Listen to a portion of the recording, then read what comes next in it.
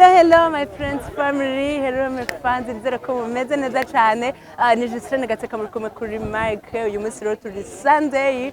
Ni Sunday vibe. Turi ku ishengero rya Repentance and the Holiness Church for the Revival. No twamaze kubagenderera.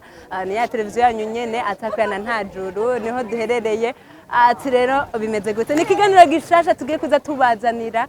Ikiganiro kimeze neza cyane. Ikiganiro gifise vibe. Ni ikiganiro twise check the microphone. Wow, ikiganiro check the mic ni ikiganiro kimeze neza.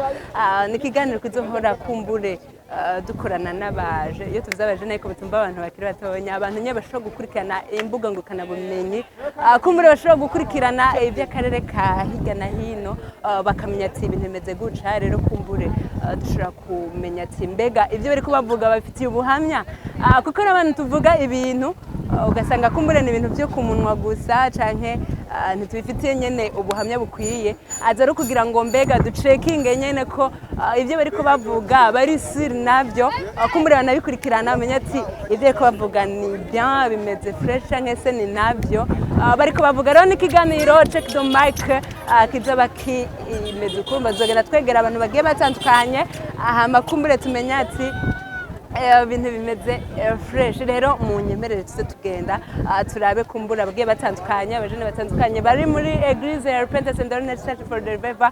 Uyu munsi nibo tuza kuganiriza batubwire ngene bimeze. Rero banzanye kumwe natwe mwiyumvirize byinshi. So gute nsa meze neza, ndashima ibintu bimeze fresh, ndabibona ko turi kumwe n'abafanzi ba televiziyo yacu ya Repentance Live TV. Abifuza kumenya mbega bari kumwe natwe ni Mr. Nyishu. Mr. Nyishu nako rero nakabijya cyane ka Mr. Nyishu mbega ameze neza mwakono kahe? Ndashima bwira byose yanzinduye amahoro. Murasohotse muri Eglise hajya mu muziki. Donc mwene wabyumvirije hari kirite ya mbere ni ya kabiri, njye nshitse mu ya kabiri. Bivuze ngo we nturi bwase. Sinari Ndashatse kumpunga gusa kugira ngo suko guhunga ishitse mu ya kabiri. Nibyakunda uze kumbaza dusohotse ya kabiri. Okay, bivuze nze kuguma ngaha ndendere musabe. Ndana kimwe. Okay, ni Mr. Nyishu yamaze tuvuga ko meze neza. Ndetse twanumvise yuko agomeye ngize kiti ya kabiri. Ubwo ivyo kutubwira byo yize aragikwete urumva ko. Oya sinagikwete. Okay, since Mbega Nyishu iyo bavuze gospel we wumvike. Iyo batubwiye ati gospel we wumvike. Gospel. Yeah. Numva kari indirimbo mpimbaza Imana. Indirimbo mpimbaza Imana. Okay, bivuze ngo gospel ni indirimbo byonyine. Donc abantu tawuru gutandukanye, je ndibaza ntahura kari indirimbo zihimbaza Imana. Yeah. Okay, mbega urayikunda iyo gospel cyangwa se urazikunda izo ndirimbo mpimbaza Imana? Ndazikunda ko ziramfasha muri jewe. Okay. Mr. Nyishu ni nk'abahe baririmbyi bo mu Burundi akunda? Nkunda. Yeah. Ndakunda Dudu. Ndakunda Olivier Gani. Okay, twigereza aho kuri babiri bonyene. Indirimbo zibiri za Dudu ni kuri ni nk'izaki? Indirimbo ziyo zibiri. Ndaziririmbe cyane ndazikubwira. No, kuzingira. Yaraciye inzira. Yaraciye inzira. Mu maraso yawe Yesu. Mu maraso yawe. Yeah. Ari Mr. Nyishu hama za Olivier Gani nazo. Hamagara ubwo bushobozi.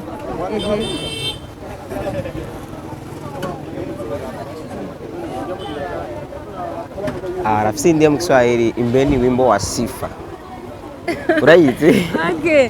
Oya nacu sindi ubisaba nabuze ngo turirimbire ubundi ncuro uzoturirimbira, ariko Mr. Nyishu Imana igezagire cyane. Urakoze cyane. Utubwiye fresh. Ni Mr. Nyishu muse ko gospel ati indirimbo mpimbaza Imana yamaze tugana baririmbira yumva. Rero Nyishu Imana igezagire, tubandanya rero kumbure tugenderera abandi bagiye batandukanye kugira ngo baze kutubwira ingene ibintu bimeze, akumbure no batubwire ku bindi bigiye bitandukanye turashaka kubandanya cameraman. Hariho nabwiye ati tubandanye tubaza abandi batandukanye, ubona ko hari undi mukobwa tubona hano amaze fresh yamaze gushorama, kumbure nawe tumwegere tumubaze niba hari ikindi kintu tuyagira ku birenge. So bandanye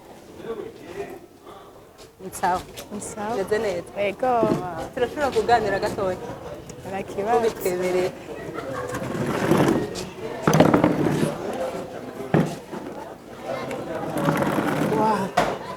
nari ndiko ndavuga ati turiko turaganira nabwiye ko turi mishengero rya Repentance and Holiness Church for the Revival rero tubanze tuganira nabwiye ati tugiye kuganira no twemere kuganira ubwo aza kutuganiriza ariko kandi tugomba kubanza kumenya ati mbega turi kumwe nande tugiye kuganira nande. Ego ku mazina nitwa Igiraneza Donzela. Abasanzwe sengera muri Repentance and Holiness Church for the Revival. Wow. Mbega Diera nawe asanzwe afite igikorwa cyahe mwari no shengero mu protokole no muririmbyi no mu muziki no igikorwa asanzwe nkora ndi umuririmbyi. Wow. Imana ishimwe ko tugiye kuganira n'umuririmbyi kukoreraza tugira byinshi kubijanye navyo ni Donzera turi kumwe urumva ko asanzwe n'umuririmbyi. Mbega Diera tushaka kumenya ati mbega tuvuze gospel wumviki iyo tuvuze gospel muri make tuvuze gospel wumviki mvuze gospel je numva harimwo guhimbaza Imana no gutazira Imana. bivuze ngo gospel ni guhimbaza Imana kandi urumva ko ni imishubayeri igira kabiri n'ubundi yari atwikora guhimbaza Imana ubwo twizere ko gospel ari guhimbaza Imana. Mbega gospel nawe Donzera arayikunda cyane sinzi bimeze gute? Gospel ndayikunda cyane ndakunda guhimbaza Imana kuko ni naco twanaremewe kugira ngo dushire izina ryayo hejuru tuyivuga amazina tuvuga ubukuru bwayo rero sanzwe ndayikunda cyane. Donzera bikora mu kuyihimbaza nyine uko yavuze ko afaza umuririmbyi cyane. Bon, sindabikora kubera nkora igikorwa cy'uburirimbyi gusa ahubwo ndabikora kubera guhimbaza Imana uri umuntu wakijijwe n'ubuzima. Mbega hambavu yo guhimbaza Imana ni bihe bindi bikorwa bya gospel Donzera akunda gukurikirana? Ndakunda gukurikirana ibikorwa by'abandi by'abahimbaza Imana n'abavugabutumwa bose n'abavugabutumwa osiyego. Donzera nawe bavugabutumwa mu Burundi akunda cyane se gukurikirana nkunda sinavuga hari abo nkunda nabo nanka umuntu wese avuga ubutumwa bwiza bwa Yesu Kristo uwo wese ndamukunda. Ariko Donzera bafite abantu bamwinspira turashaka kumenya nka babiri bonyine aba bavugabutumwa nibo banyinspira. Wa mbere ni pasteur wacu Prophète Ferdinand. Ça va bébé umeze neza? Prophète Ferdinand warafasha cyane kandi akaba asanzwe ari nawe umubyeyi wanje mu mwuka. Hariho n'uyundi rya pasteur Marc uwo muri Life Center nawe nyene ndakunda predication ziwe nawe nyene arafasha cyane. Okay, ni pasteur Marc irindi zina rya Marc Kagisye. Okay, wow, nibo bonyene akunda cyane hari n'abandi ndabakunda. Okay, hambavu yaho ibindi bikorwa bya gospel ukunda gukurikirana n'ibya usibye kuririmba canke kuvuga ubutumwa ibindi bikorwa bikora by'Imana kumurengera ngo n'ibyaha igikorwa cyose cy'Imana byose ndabikunda. Byose ndabikurikirana. Ubundi tuvuze igikorwa cy'Imana tuba tuvuze ibyaha. Umusanzu igikorwa cy'Imana si kuririmba no kuvuga ubutumwa gusa n'ibikorwa umuntu akora gufasha abantu byose n'ibikorwa by'Imana. Ego bivuze ngo hari abantu bakunda gufasha abantu Donzera ati ni nk'abantu bakunda gufasha abantu abantu uvuga ati ukunze kubona bakunda gufasha kumbure ukunze kubonera ko mukaruhuko amagurupe menshi nkunda kubona abantu bafasha abantu baba barwaye mu bitaro cyangwa imfubyi n'abapfakazi bose bafite umutima wo gufasha. Avuze ngo ntushobora kubanoma utubwira ati sinashobora kubanoma ngo mvuge ngo ni naka nakana baratwigase ibyatsi ariko nta na kimwe ndagushimire cyane Diera wakoze namwe mwakoze cyane. Ndabibutse ko ikiganiro turimo ni Mike rero turabandanya yari Diera umuririmbyi cyangwa se umuririmbyi sinzi twiko tuganiriza rero turashobora kubandanya kumbure wow, turacabandanya n'ikiganiro Check the Mic turi kumwe n'uwundi rero nawe turashobora kumwegera kugira ngo atuganirize bike murameze neza. Wow, ninde turi kumwe mu kiganiro Check the Mic? Pascal. Wow, Pascal navuze ko turi ibishingiro rya Repentance and Holiness Church for the Revival. Pascal Mbega nawe asanzwe ajijwe iki muri Eglise? Kera nsanzwe ndongoye abarenzi bo muri Pantos. Wow. Urumva ko turi kumwe n'umurongozi ubwo nyene n'umwungere nkuko babivuga. So rero Pascal, ikiganiro ni check the mic, urumva ko ikiganiro kumbure no gucekinga nyene sinzi.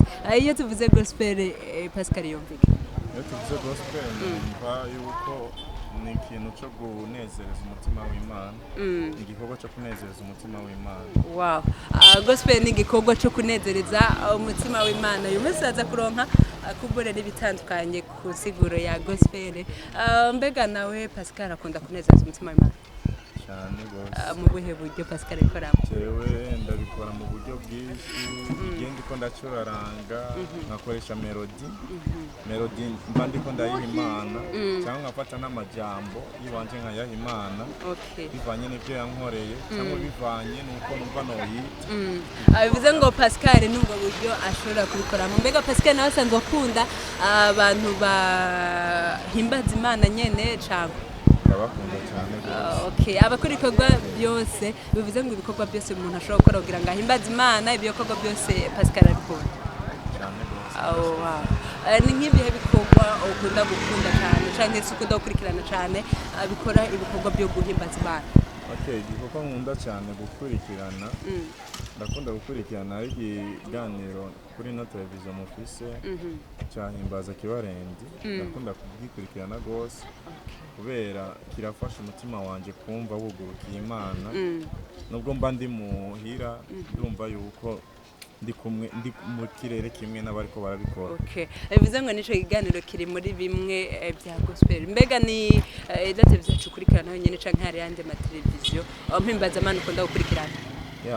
Ariho amateleviziyo nkunda gukurikirana. Nabiri yonyene Pascal? Ni menshi gose. Nasavye abiri tubwire. Hariho na Pantos 70. Twayikuyemo sa. Hariho Grace Room. Hariho na Nonse na Heritage. Wow. Ibiganiro nka bibiri gusa bisha kuri Heritage. Iki cy'abaririmbyi. Ndagikunda kugikurikirana. Niki cy'impano. Ikiganiro cyitwa cy'impano cyangwa? Nyene baba bariko bateza impano imbere. Bivuze ngo Pascal yibagiwe gusa ngene ikiganiro cyitwa. Gica kuri Grace naco. Grace hariho ijambo, baravuga ijambo ry'ubushobozi rirafasha ubutumwa. Ikiganiro ubwo cyitwa ijambo. Baravuga ijambo ry'Imana. Ninuzi nakiya ikiganiro cyo guhimbaza Imana gicaho. Naco nyene cyitwa himbaza. Ni himbaza nyene ndavyita ko nyene uko niko ndabona. Bivuze ngo ni Pascal avyita uko siko bavyita kuri iyo televiziyo. Kubera sitagendayo ndawe muri liste yaho. Ariko urabakurikirana tu. Ndabakurikirana tu, bavyumve kabisa turabakurikirana gose kandi baraduhezagira. Pascal banigwezagire kumbure ngira araza kuja kubikurikirana. Ariko ni Pascal avyita uko ntabwo ari televiziyo byita uko. Pascal banigwezagire wakoze kutuganiriza. Murakoze namwe kudukurikirana. Wow. Tubandanye kandi tuganiriza ariko no musi ndabona abajene ni benshi kuri repentance. Tubandanye kumbure tubaganirize batubwira ati mbega ibintu bimeze gute? Umeze neza? Turi mwibarabara hagati turashobora kwegegwa ino. Ko waberewe none nibiki? Canke hano habaye Mariya? Izi ni imyambaro y'imyambaro. Wow, ubwo rero nawe wari wambaye inyambaro. Hari igihe izi nyambaro menga tuzizi kuri bazanyita gute? Kuri separate. Separate bambara ivyera ibitukura n'ivyirabura. Ariko nawe urambaye ibitukura n'ivyirabura hasi. Canke bagiye ngene wambaye? So ninde turi kumwe mu kiganiro? Ikiganiro ni check the mic. Tugiye kuganira nande? Twayikore neza Christophe. Wow, ikore neza Christophe. Kuri iki Christophe? Christophe urazicaye siguro? Urisuri ko Christophe urazicaye siguro? Yego. Urarizi ico gisigura? Ntuzi ico gisigura. Ariko wari kuja ukibaza Christophe kuko kwitizwi na izina ntumenye ico risigura imenga ntemeze fresh. Canke uratubeshe. Basi ndakizi gusa mugabo. Gusa nshaka ukitubwira. Wari ukizi ariko waracibagiye. Jesus memoire the food. So ikiganiro ni check the mic ikiganiro turi kumwe nariko ndabaza ati mbega gospel gisigura iki beshi bagiye bampa siguro zitandukanye zijanye na gospel kuri Christophe nawe gospel gisigura. Gospel ni novuga ni umwe mu midiho dushyiramo amajambo yo guhimbaza Imana muri make ni guhimbaza Imana bivuze ngo ni uguhimbaza Imana ku gospel. Wow. Mbega n'ubuhe buryo umuntu ahimbazamo Imana? uburyo umuntu ahimbazamo Imana ni byinshi. Uratubwira uburyo nka butatu gusa ubona ashobora guhimbazamo Imana? ushobora guhimbaza Imana mu nyifato. Mu nyifato zawe za misiyoni bakabibona by'ukuri nyene ko nsanzwe mpimbariza Imana by'ukuri byakora. Ikindi naco nkashobora gukoresha umuhogo wanje nkavugana amajambo y'Imana cyangwa ubutumwa bwiza muri make nkabicisha mu mudiho wo kuririmba. Bivuze ngo n'abakozi b'Imana nabo baba bariko barahimbaza Imana. Okay. Christophe, mbega afise abakozi b'Imana akunda mu bavuga ubutumwa bwiza? Ndayikunda bafise. Nka batatu gusa Christophe? Batatu. Uraho bita Prophet Ferdinand Bankuyiha. Ariko n'uyu wanyu nje wose nza kumwemera kuko no musi nabagendereye abandi gusa batandukanye n'uwo ngaha kubera ko uwo ngaha nyene ko ari wanyu mwese muramuzi. Oya, n'uyu ndamushyiramo kubera uwo cyane. Okay, namwumvise reka rero nsaba abandi bazi. uyundi nawe ni pastor ngaho yitwa Ntahiraje muri Pantas. Muri Pantas. Okay. Aho ku mashengera abiri. Ntahiraje nde? Cyangwa Ntahiraje gusa. Hamundi nawe ariko uramukurikirana? Okay. Ariko agomba kumenya n'indi zina ko uramukurikirana. Ubundi? Joshua. Okay, Prophet Joshua. Okay, Joshua sandoro ngo ishengero cyane. Shengero ndagiye kubera namaze mukurikirana gusa kunoze kungukana bumenyi. Bivuze ngo ishengero arongoye nagitse. Okay, mbega Joshua yitwa gute ni? Joshua. Ibindi ntakunze. Okay, uburyo bwo guhimbaza Imana awatubwiye ati ni bwinshi. Hamba byo kuvuga ubutumwa akubwiye no kuririmba asanzwe uri no muririmbyi. Nabe baririmbyi ukunda gukurikirana cyane hano iwacu mu Burundi. Aha ndakurikirana Fortune. Nakurikirana na Victoria Steam. Hamwe na Olivier Gan. Olivier Gan, Victoria Steam ndetse na Fotra. Ni bande bantu nka batatu gusa bari mu mugwa Victoria Steam? Victoria Steam. Sanzi David hamwe na Chess. Undi ntawe nzi babiri bonyene muri Victoria Steam. Okay, indirimbo nka zibiri zonyene za Olivier Gan. Igane. Harimo